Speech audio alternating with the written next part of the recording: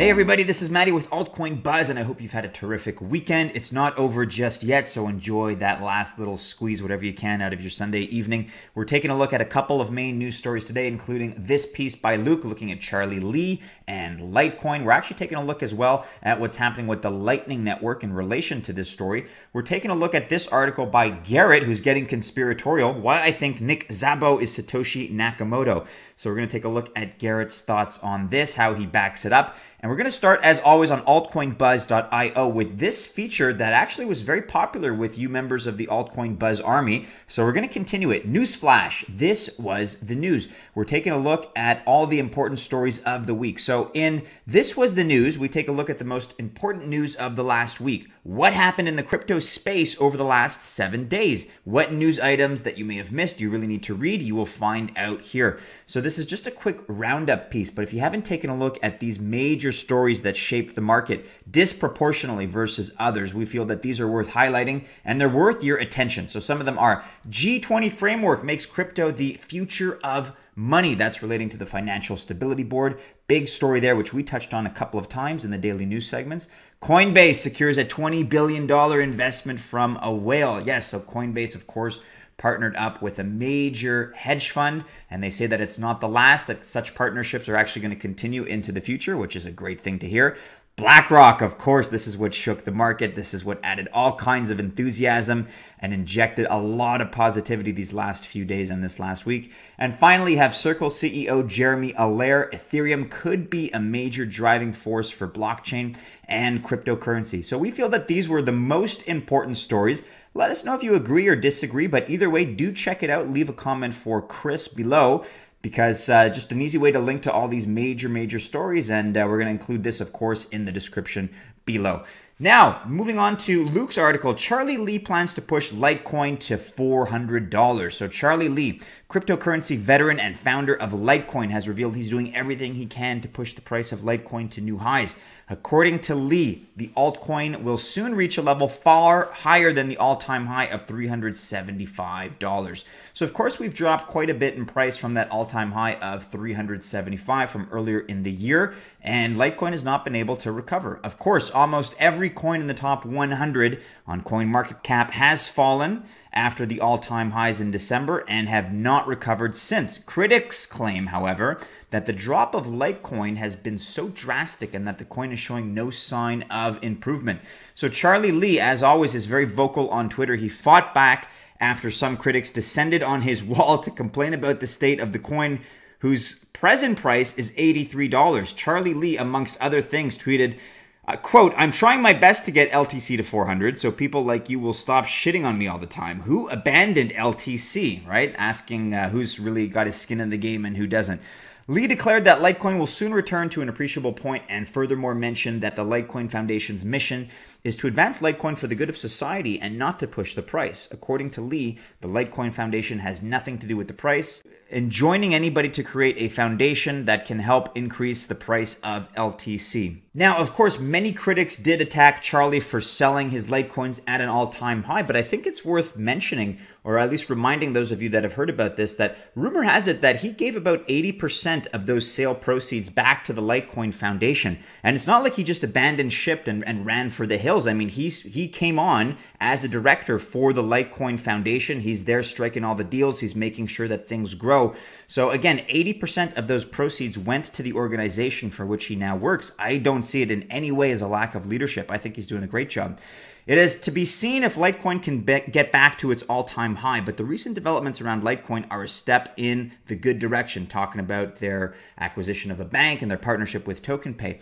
Charlie Lee recently sealed a partnership with TokenPay, which resulted in the Litecoin Foundation, an independent entity, gaining a 9.9% stake in German-based WEG Bank.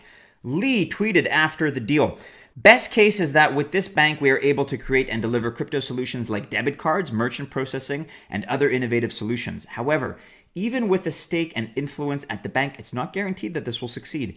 People have brought up valid concerns that still need to work with to be approved by players in the current financial systems like Visa and Swift. But we definitely have a much higher chance of succeeding now that we own a stake in a bank with bank licenses. You guys can read more about that acquisition and that partnership. Of course, we're going to link to the original article as far as our reporting on it. Check out the Lightning Foundation if you haven't already, lightning-foundation.org. They're doing great work. Here's the original article by Christopher reporting on that acquisition. Litecoin gaining 9.9% stake in a German bank. And of course, this also touches on Token Pay and their partnership with Litecoin. This is a peripherally related, guys, but it's worth checking out here. So Irek Zelensky. This is the most bullish graph in Bitcoin. Lightning Network capacity. In the last 30 days, it went from 23 to 38.6 BTC. That's growth of 68% in 1 month. So this is from a couple weeks ago, and you have this individual, Irek, who's a software developer and a crypto enthusiast, was just talking about how 68% in 1 month was such a meteoric rise. He was so pleased about that as far as capacity growth in the Lightning Network, which obviously also affects Litecoin.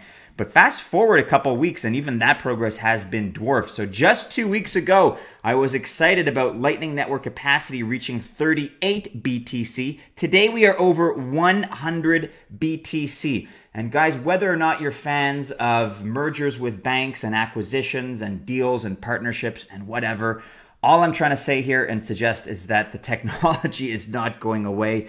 Look at all these nodes. You have over 2,600 nodes, 6,900, just shy of 7,000 channels. The Lightning Network is a beast, guys. This is exponential growth 101. This is not going away. And as always, if you like to be entertained, if you like a bit of a, not quite the same as John McAfee, but he's got a little bit of that irreverent side to him. He likes to have fun with the topics that he's covering. So he's an entertaining follow on Twitter. I'd recommend following Charlie Lee because he's always good for a joke. He's always good for a gag. Check this out. I looked forward in time. I saw 14 million futures. And how many of those did Bitcoin die? None. So there you go. Nice little take on Avengers, and it goes to show the resilience of the technology and the resilience of the enthusiasts like us that support it. So let us know what you think about this in the comments below. Yes, it's a bit of a controversial altcoin. Many of them are controversial at this point, let's be honest, but I like to believe that Charlie Lee is still doing a great job. He's still head of the ship and he's captain of the project. There's no indication that I have to suggest that he's backing down in any sense, and I think he's doing a pretty competent job, to be honest. So, looking at this article by Garrett, why I think Nick Szabo is Satoshi Nakamoto, even though he denies it. The identity of Satoshi Nakamoto continues to be one of the great mysteries of the crypto space. There will likely never be a confirmed answer, and it probably doesn't really matter who Satoshi is. But I have compiled my research below that led me to believe that Nick Szabo is Satoshi Nakamoto. So here, Garrett dives deep into the rabbit hole. If you're interested in looking at all of the gory details, we're not going to be able to go through all of this, but Garrett takes a look at all kinds of clues related to initials, related to all kinds of writing styles, and I'd be surprised. Garrett, I'd be surprised if you didn't go in and examine like penmanship, but I don't think that's been available to us. But all kinds of little turns of phrase and colloquialisms that Garrett suggests are overlapping with the kind that Nick Szabo employs. Word length distribution, character frequency distribution. Look at this. I think Garrett should be getting a job out of the CIA based on this analysis. So if you want to take a look at it, it's a little bit more lengthy, but it's a really fun read. A little bit conspiratorial, of course, but, in a fun way, in a tongue-in-cheek way. So let us know what you think about Satoshi based on Garrett's analysis and his assessment here. We'd love to hear your thoughts on the topic. With that, guys, I wish you a great tail end to your weekend. Do be sure you're following Altcoin Buzz and Altcoin Buzz News on Twitter. Make sure you're following us on Telegram as well. There's a lot of great stuff happening in our Telegram community. Let us know your comments, guys. If you choose to invest, I wish you happy investing. With that, we will see you again soon in a new video. Take care. Have a great day.